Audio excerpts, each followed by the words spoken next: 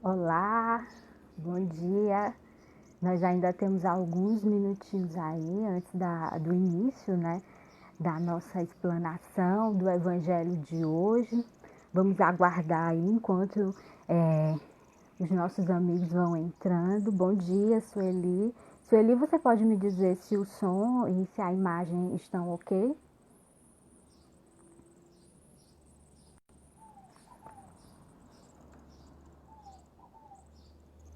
Certo, né? Tá tudo ok. Então, vamos aguardar aqui da a hora certa para que a gente possa iniciar a nossa explanação da manhã de hoje.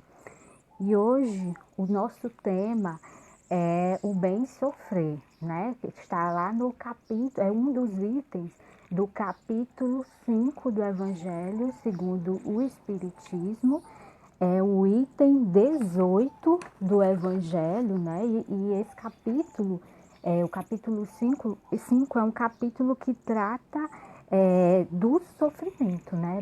O título é Bem-aventurado os aflitos, né? E essa nossa explanação de hoje, ela tem tudo a ver com esse momento, né, que nós estamos passando, um momento tão difícil, né, que nos leva a tantos questionamentos, muitas pessoas desencarnando, familiares que ficam aqui cheios de dúvidas, de interrogação, com muito sofrimento. E a gente vai falar, né, sobre essa questão do bem sofrer, fazer essa reflexão de como a doutrina espírita nos leva a pensar, nos leva a ver, a enxergar, né, os sofrimentos em nossa vida. Bom dia para o Daniel, para a Conceição Mendes também, que já estão aqui conosco. Então, vamos começar, né? Já estamos aqui no nosso horário. E quando a gente fala de sofrimento, né, que tem a ver hoje com a nossa explanação, né, o bem sofrer, essa questão do sofrimento, ela vai estar ligada diretamente com aquilo que a gente entende sobre felicidade.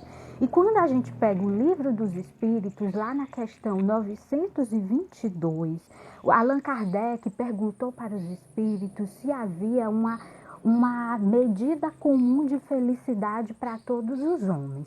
E os espíritos vão responder que existe uma ligada à matéria, que é a posse daquilo que é necessário, né? Existe uma felicidade ligada à matéria que diz respeito a ter a posse daquilo que é necessário. E existe a felicidade moral. E essa felicidade moral, segundo os espíritos, ela está ligada a ter uma consciência tranquila e ter a fé no futuro. Então, nós vamos tentar entender aqui esses dois tipos de felicidade para que a gente possa entrar nessa questão da dor. E quando os espíritos nos falam dessa felicidade material, né, eles querem nos dizer que como nós estamos no mundo material, a posse das coisas materiais para que a gente tenha uma vida relativamente confortável, né, para que a gente, diante do uso desses bens materiais, a gente possa evoluir, é preciso buscar o equilíbrio dessa posse. Mas como nós somos espíritos imperfeitos ainda, buscando entender, buscando compreender essa nossa relação entre matéria, entre o mundo material e o mundo espiritual, o que a gente vê é que muitos de nós entramos em desequilíbrio nessa busca da felicidade material. E muitos de nós acreditam que só existe essa felicidade material. Então, muitos de nós colocamos todo o nosso foco, todo o nosso compromisso para atingir essa felicidade material. Então, a gente entra numa busca desenfreada por bens materiais. Não só por bens materiais, mas alguns de nós buscamos status, né, que a matéria nos oferece isso. A gente vê aí as redes sociais, né, tanta gente buscando fama, buscando reconhecimento pelas redes sociais. Alguns de nós buscam poder e são capazes de fazer tudo para ter poder. Alguns de nós buscam liderança, né, ter um grupo em que ele possa influenciar aquele grupo e liderar aquele grupo. E tudo isso, fosse dentro desse necessário que os espíritos responderam a Allan Kardec, estaria tudo ok. Mas o problema é quando nós entramos no desequilíbrio, passamos a ver isso como a única meta da nossa existência. E esquecendo que existe um mundo espiritual, que quando nós sairmos daqui, nós não vamos levar nada que a matéria nos proporciona e vamos seguir para o mundo espiritual cheio de desequilíbrios que vão nos causar ainda mais dor. E quando os espíritos falam que a felicidade moral é aquela que traz a consciência tranquila, é quando nós já temos uma consciência de que nós somos espíritos e espíritos passando por uma etapa aqui nesse mundo. E sabendo que isso que nós vivemos aqui é temporário, é passageiro e que nós devemos focar no nosso melhoramento espiritual e não no acúmulo de bens, que os bens são necessários sim, importantes e nos ajudam no nosso processo de evolução quando nós somos capazes de sair do egoísmo de ter, de acumular e usar esses bens para ajudar o nosso próximo e também para ajudar a humanidade. E essa certeza na imortalidade da alma e a certeza de que isso aqui tudo vai passar e de que o mundo real é o mundo que nos espera depois daqui, essa certeza nos dá essa consciência tranquila, porque nós não vamos ter aquele apego doentio à matéria e às coisas que a matéria que a matéria pode nos proporcionar.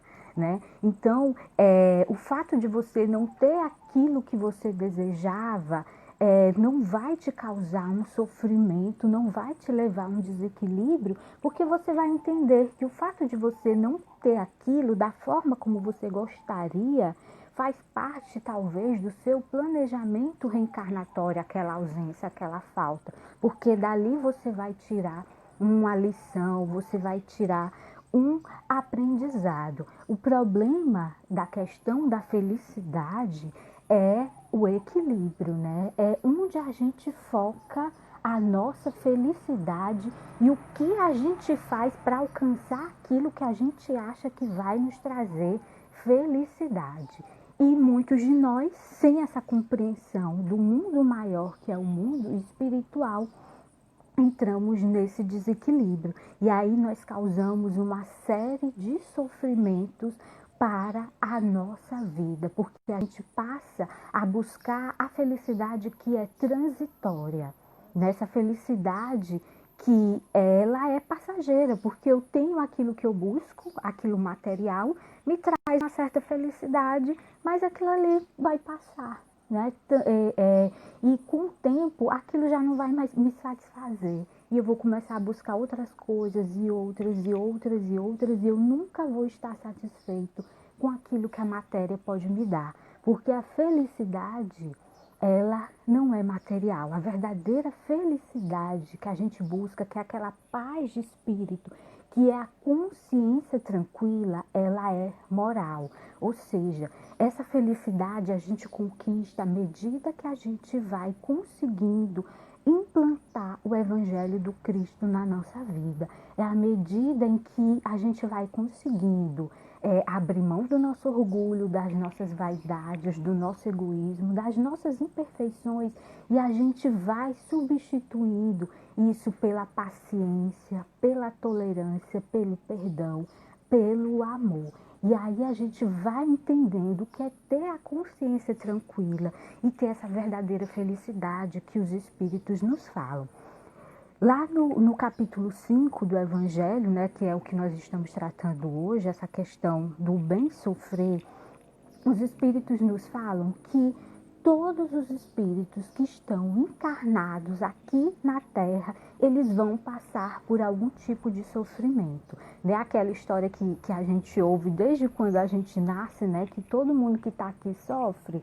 Pois faz parte desse nosso processo de evolução espiritual, né? Todos nós vamos passar por algum tipo de dificuldade na nossa vida. Não adianta, né, a gente esperar viver aqui num chamado mar de rosas e ter uma tranquilidade sempre, né? Isso é impossível. Primeiro, para entender isso, é preciso ter a compreensão de que nós vivemos num mundo de prova e expiações. Alguns vêm para cá para passar por expiações e outros por provas. Isso já quer dizer que todos nós vamos enfrentar dificuldades. Agora, o que diferencia? O que seria então esse bem sofrer e esse mal sofrer? E aí os espíritos nos falam, o bem sofrer, a diferença entre o bem sofrer e o mal sofrer, ela está aí ligada à forma como cada um de nós vai encarar esses sofrimentos. Existem aqueles que escolhem o desespero, que escolhem culpar a Deus, que escolhem ficar contra Deus ou mesmo negar a existência de Deus, né? Entrar ali numa rebeldia diante da dor. E existe aqueles que buscam, por meio daquela dor, transformar aquela dor numa oportunidade de crescimento, uma oportunidade de desenvolvimento moral, né? Uma oportunidade de se buscar essa consciência tranquila e de fortalecer a sua fé em Deus, a sua fé no futuro e na imortalidade da alma para aqueles que acreditam nisso. Essa é a diferença, né? Mas, infelizmente, né, a maioria de nós, por não termos ainda essa confiança, né, muitos de nós espíritas já sabemos, né, nós estudamos todos os dias na casa espírita, que existe, que nós somos espíritos imortais, que nós passamos por processo de reencarnação, que faz parte do nosso desenvolvimento. Mas quando a dor chega, parece que a gente esquece, né, desses conceitos, a gente esquece dessa questão. E aí a gente vai se levando e vai entrando nesse processo de desespero, né? E muitos de nós passamos, mesmo tendo essa consciência da imortalidade da alma, passamos a questionar Deus e ficamos perguntando se Deus é realmente essa justiça suprema que se fala, é esse amor que se fala, né? Essa bondade e essa justiça suprema que a gente ouve dizer, né, e que os espíritos nos falam. E esse capítulo do Evangelho, esse capítulo 5, que fala só sobre as aflições, sobre os sofrimentos, ele é um dos capítulos mais bonitos e mais, na minha opinião, né, um dos capítulos mais importantes, pelo menos para mim, do Evangelho segundo o Espiritismo. Porque ele nos leva a fazer um processo de ressignificação daquilo que a gente entende por dor.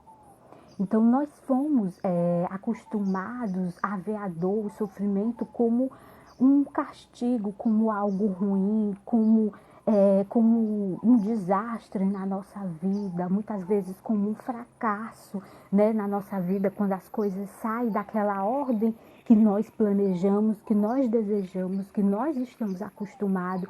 Muitos de nós vemos isso, eu fracassei. E aí a gente começa a entrar naquele interrogatório íntimo, abrindo espaço para influências negativas, e aí a gente vai se afundando, né, num sofrimento, e muitos de nós chegamos ao desespero profundo e alguns escolhem até mesmo aí o caminho do suicídio por causa de uma dor que a pessoa não foi capaz de administrar, por causa de um sofrimento que nós não fomos capazes de lidar com aquele sofrimento.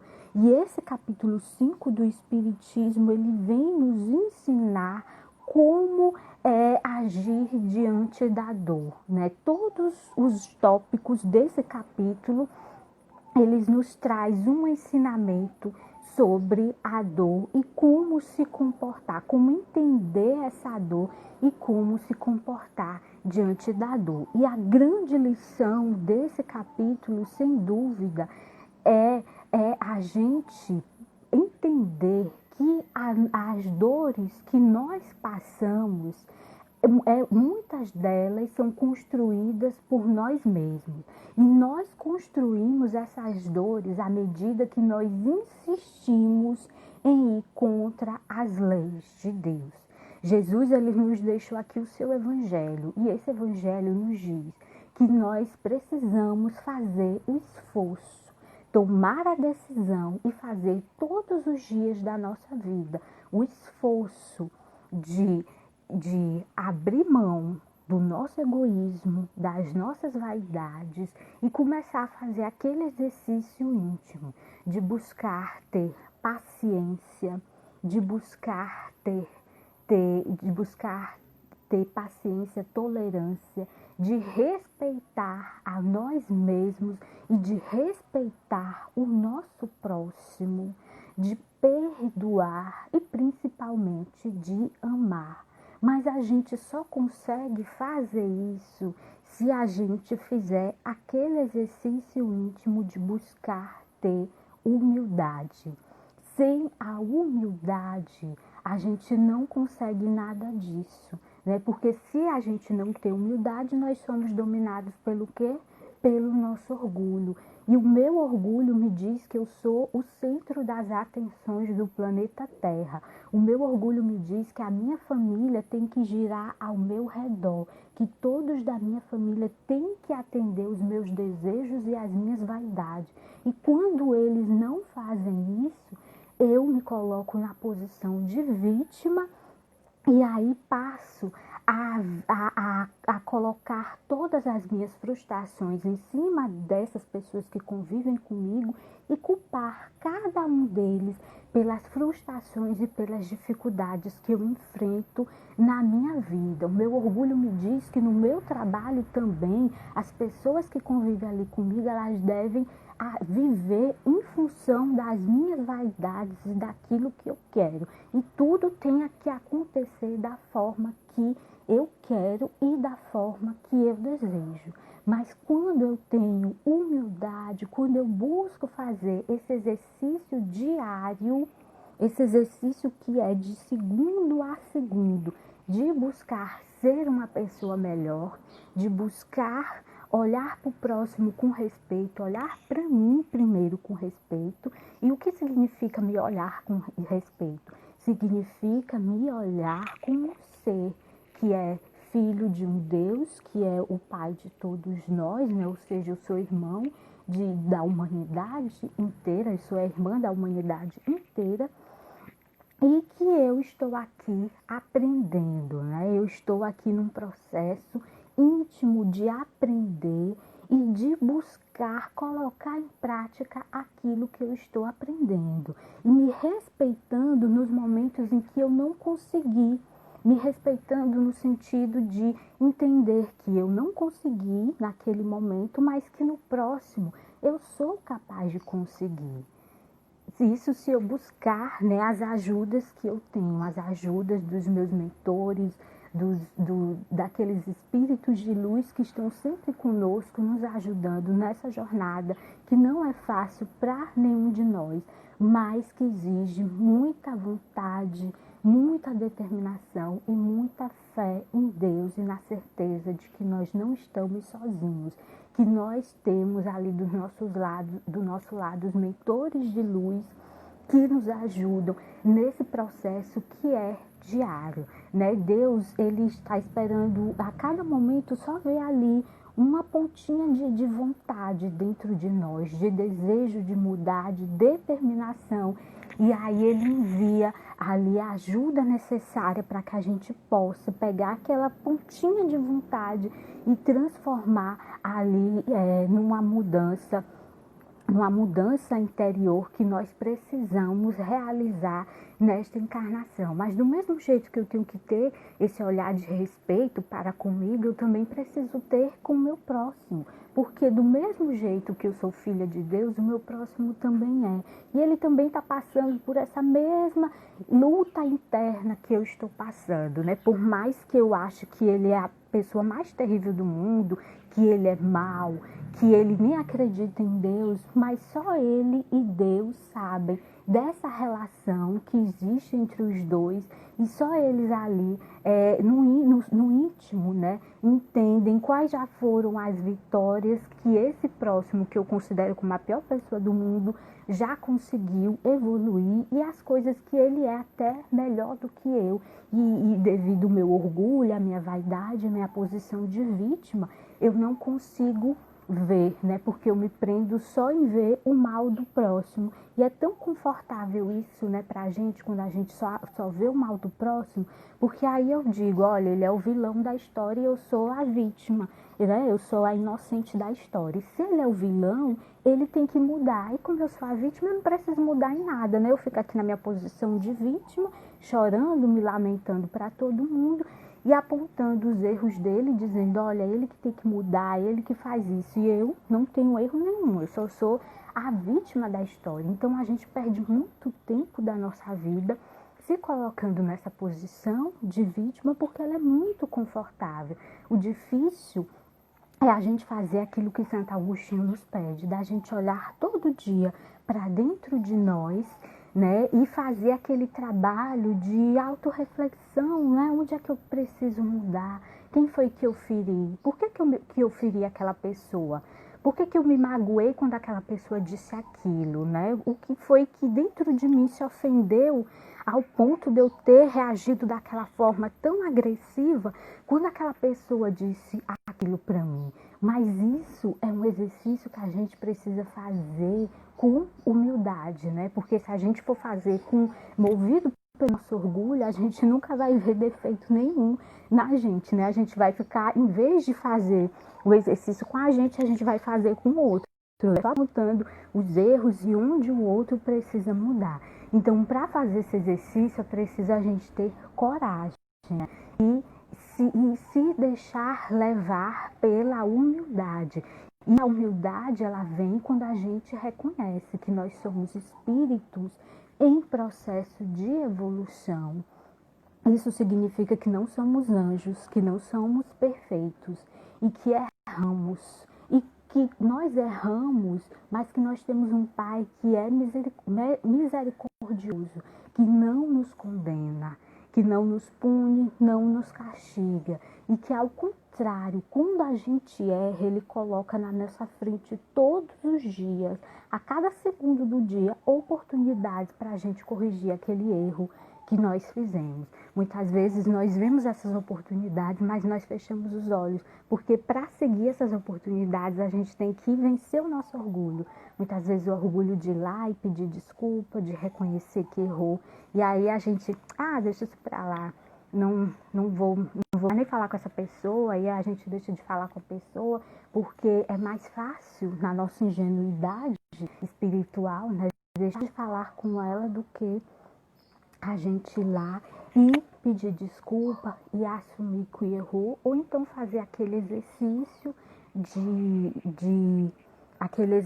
de tentar entender que a pessoa também erra, porque ela não é perfeita. Então, quando a gente fala de bem sofrer, de uma forma de levar os sofrimentos da vida sem entrar em desespero, significa que não adianta a gente viver naquela ilusão buscando uma vida perfeita, né? Não adianta a gente viver esperando uma felicidade completa, esperando que nada de ruim nos aconteça, porque a gente está aqui para passar por provas e expiações. E essas provas e expiações, elas vão aparecer e elas devem aparecer. E nós temos é que agradecer quando elas aparecem na nossa vida. A diferença é que nós temos que nos preparar como espíritos para passarmos por essas situações. E nós já temos o manual que Jesus Cristo nos trouxe, o manual de como passar por esses sofrimentos, por essas provas que nós passamos no nosso dia a dia, sem entrar em desespero e sem nos deixar levar pela loucura. E Jesus disse: bem-aventurados os aflitos. Jesus estava ali querendo dizer que essas aflições são elas que vão modelar o nosso espírito, são elas que vão nos ajudar, elas vão nos ajudar a ver em nós aquilo que nós precisamos mudar, que nós precisamos melhorar. Tem uma coisa que eu sempre digo, que quem já assistiu palestra minha já deve estar cansado de ouvir, que eu repito todas as vezes que eu tenho a oportunidade de falar.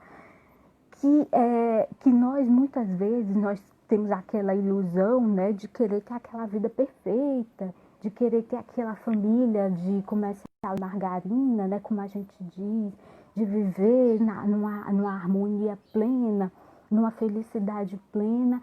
E aí eu sempre gosto de trazer para essa reflexão, né? Se nós chegássemos em casa, né? No caso aqui nós já estamos em casa, né? A maioria de nós, eu acredito que nesse momento está em casa.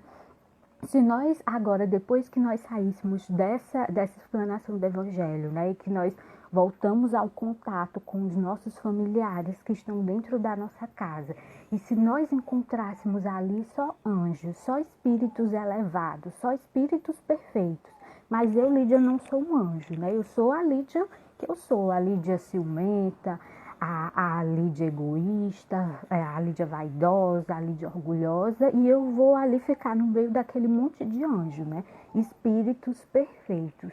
Como é que eu vou conseguir, Lídia, vou conseguir mudar todo esse mal que eu ainda tenho dentro de mim, se eu estou ali com anjos que não vão me irritar, que não vão me magoar, que não vão me dizer uma palavra grosseira, que não vão me exigir o exercício do perdão, que não vão me exigir o exercício da caridade, que não vão me exigir o exercício do amor. Eu estou na minha casa com esses familiares que eu tenho, que por mais que me causem dor e sofrimento, são eles que Deus me enviou para que eu faça todo dia o exercício do perdão, o exercício do amor, o exercício da paciência, da tolerância, o exercício da humildade, o exercício de ouvir uma palavra dura, uma palavra grosseira, e em vez de responder com outra mais dura e mais agressiva, me colocar em prece naquele momento. Então, em vez da gente ficar nessa ilusão de esperar que o outro mude, que minha mãe mude, que meu pai mude, que a minha irmã mude, que meu marido, que meu filho mude, em vez da gente perder tempo com essa ilusão de ficar aí esperando que o outro mude, a gente tem que aproveitar essa oportunidade que é esse outro que me machuca e usar, vamos dizer assim, né, esse outro para o meu melhoramento. Pegar aquilo que aquele outro faz, que me machuca, que me ofende, que me faz sofrer, e fazer daquilo o meu exercício diário para que eu ame, para que eu me esforce para amar, para perdoar, para que eu me esforce para ter paciência. Né? Se eu começar todos os dias pensando, eu vou ter paciência com ele hoje. Hoje ele vai fazer o que ele faz todo dia, porque é um direito dele ser como ele é. Ele é daquele jeito porque ele só consegue ser até ali. Ele não é melhor. Eu queria tanto que meu marido fosse tão amoroso, que ele fosse tão carinhoso, mas ele é um marido grosseiro. Ele não é nem um bom pai, nem um bom marido. Não adianta. Eu posso passar a minha vida inteira reclamando, mas o que essa relação veio me ensinar é que eu tenho que fazer a minha parte. É um sofrimento, é uma dor conviver com aquela pessoa? Com certeza, conviver com um marido que é grosseiro, que não é amoroso, que não é um bom pai, é um sofrimento. Mas como é que eu vou transformar essa dor num bem sofrer? Não num mal sofrer, porque eu posso passar a minha vida inteira reclamando, entrar numa tristeza profunda com aquilo, virar uma pessoa amarga, uma pessoa infeliz e transformar aquela relação numa relação pior do que ela já era. Aí eu escolhi o mal sofrer. Mas eu posso buscar o bem sofrer. Eu posso olhar para o meu marido, que é essa pessoa difícil, que me magoa, que me faz sofrer tanto, e ver aquele irmão que está no meu caminho hoje nesse papel de marido, porque a gente não sabe o que nós fomos na vida passada. Talvez eu tenha sido na minha vida passada a pedra no sapato dessa criatura que hoje é meu marido, o pai dos meus filhos, e olhar para essa dificuldade que ele traz na minha vida como uma oportunidade de eu exercitar o Evangelho do Cristo. Então hoje eu digo, hoje é domingo. Hoje, Senhor, neste domingo eu não vou responder, porque ele vai continuar me agredindo da mesma forma, sendo grosso da mesma forma. Mas eu tomei a decisão do bem sofrer. Eu tomei a decisão de não responder, de não revidar, de não fazer o mal, de não responder o mal com o mal, mas de responder o mal com o bem. E hoje, toda ofensa que ele me fizer, eu vou fazer o exercício diário de entrar em prece na hora daquela ofensa. Ou então, e pedir aos mentores força e fé para naquele momento conseguir silenciar. Ou então fazer o exercício que o Chico Xavier ensinou pra gente, né? De botar a água na boca ali e ficar segurando a água para não responder à ofensa da outra pessoa, né? Então, e é no dia a dia, nessas coisinhas pequenas, que a gente vai aplicando os ensinamentos do Cristo. É hoje não respondendo àquela pessoa que me ofende, né? Eu usei aqui o exemplo do marido, mas a gente pode botar isso em qualquer situação da nossa vida. E isso é escolher o bem sofrer. Mostrando esse exemplo que é bem simples, mas que faz parte da vida de todos nós. Todos nós temos uma pessoa difícil na nossa vida, né? A gente diz uma pessoa difícil, não é fácil dizer que a pessoa é difícil, mas uma pessoa que nós temos um problema, né, aí de relacionamento, alguém que a gente precisa melhorar a nossa convivência. E se eu não posso fazer uma transformação muito grande na minha vida hoje, com esse entendimento do que os espíritos quiseram nos falar aqui quando eles falaram do bem sofrer e do mal sofrer, mas que eu possa tentar fazer essa transformação pequena, né? O meu filho está tirando a paciência nessa quarentena, né? Quantas mães estão sofrendo nessa quarentena porque estão aí com as crianças há 3 meses já dentro de casa, né? Sofrendo com as crianças. Isso exige paciência, né? Porque é preciso compreender que para a criança essa é uma situação que traz muito sofrimento,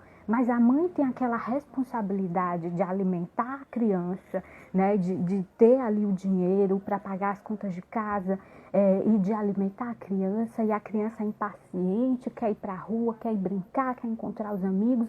Isso, além das responsabilidades que a mãe já tem, com essas cobranças da criança, isso vai criando atritos, né, dentro de casa e levando a tantas situações complicadas que as famílias estão passando nesse momento, né? E aí a questão com a criança se agrava com o marido e cria aquelas histórias todas que nós infelizmente estamos acompanhando durante esta quarentena de problemas dentro de casa. Mas se um membro da casa já tomar essa decisão de levar esse momento com paciência, com resignação e com fé. E agora eu falei da questão da fé. Deixa eu ver aqui o nosso tempo, se não está, ainda temos alguns minutinhos. E essa questão da fé, e aqui no item 18, né, que é o item que nós estamos tratando, do bem sofrer, ele nos diz que a fé é ali a nossa base, é o nosso suporte para esse bem sofrer. Sem essa fé, sem essa certeza de que existe um Deus que nos ama, que é o nosso Pai. E se Ele é um Pai bondoso, Ele é um Pai amoroso, que nos ama. Sem essa certeza, a gente não consegue passar pelos sofrimentos e pelas dificuldades da vida da melhor forma possível, usando esses sofrimentos e essas dificuldades para o nosso melhoramento, né? Então, quando eu tenho esse irmão que me machuca e eu busco melhorar em mim a minha paciência, a minha tolerância, a minha capacidade de respeitar o outro do jeito que ele é, né? A nossa grande dificuldade de entender que ele é aquilo porque ele não consegue ser melhor nesse momento. Então, rezar a Deus como Santa Mônica fez, né, para Santo Agostinho, o filho dela. Ela rezou durante anos e anos pedindo a Deus para ajudar que aquele filho melhorasse, né? E a fé dela ajudou que o filho dela se transformasse completamente. E assim como Santa Mônica, nós também somos capazes, por meio da nossa fé, de nos transformar e de transformar aquele ambiente em que nós vivemos, né? A gente não deve buscar transformar o outro. Nós não viemos para isso. Eu não vim mudar o meu marido, eu não vim mudar o meu filho, eu não vim mudar minha mãe, meu pai, meus irmãos, eu não vim mudar o vizinho, eu não vim mudar ninguém, a não ser a mim mesmo. Essa é a minha missão aqui na Terra, né? E a gente fica, eu vejo o Papa tem uma missão tão linda, a Madre Teresa, que espírito grandioso, o Chico Xavier, e eu não vim fazer nada aqui, meu Deus, é tão vazia essa minha vida, né? A gente acha, às vezes a gente se coloca numa posição tão pequena, e aí a gente fica com esses vazios existenciais, dizendo, eu não tenho papel nenhum, eu sou imprestável, quando na verdade nós temos o maior papel de todos, que é mudar a nós mesmos. E quando a gente entende que nós fazemos parte de uma engrenagem maior, a gente entende que à medida que eu vou mudando, eu vou vencendo o meu orgulho, eu vou deixando de ser egoísta, eu vou tendo paciência, eu vou tolerando, eu estou ajudando o planeta a se tornar um ambiente maior. Então, se eu sair daqui vencendo uma imperfeição em mim, eu já fiz uma coisa grandiosa por mim e também pela humanidade toda. Então, quando o Evangelho nos coloca ali um capítulo só para nos falar de aflições, ele está nos chamando para isso, para a gente fazer essa reflexão, que a dor que eu estou passando hoje, que esse sofrimento que eu estou passando hoje, ele não é em vão. E que eu posso escolher, eu tenho livre-arbítrio, Deus é misericordioso e Ele entende. Se eu não for capaz hoje, Ele entende que eu não fui capaz hoje, mas Ele sabe que amanhã eu posso conseguir, se eu me esforçar, né? Eu posso conseguir amanhã. Mas Ele entende, eu posso escolher entrar em desespero. Eu tenho esse direito como espírito. Diante da dor que eu estou passando hoje, eu posso escolher entrar em desespero. É o melhor caminho? Não. É um caminho que vai ser pior, que vai me trazer sofrimentos piores. Mas a gente acha que é o mais fácil, né? Quando a gente tem um problema, a primeira coisa que vem na nossa cabeça é entrar em desespero, né? É a nossa primeira reação. E aí vem a questão do hábito, porque em vidas e vidas nós estamos acostumados a agir dessa forma. Mas existe o outro caminho, que é o caminho do Evangelho. É o caminho de eu fazer aquela reflexão interna e buscar ali entender.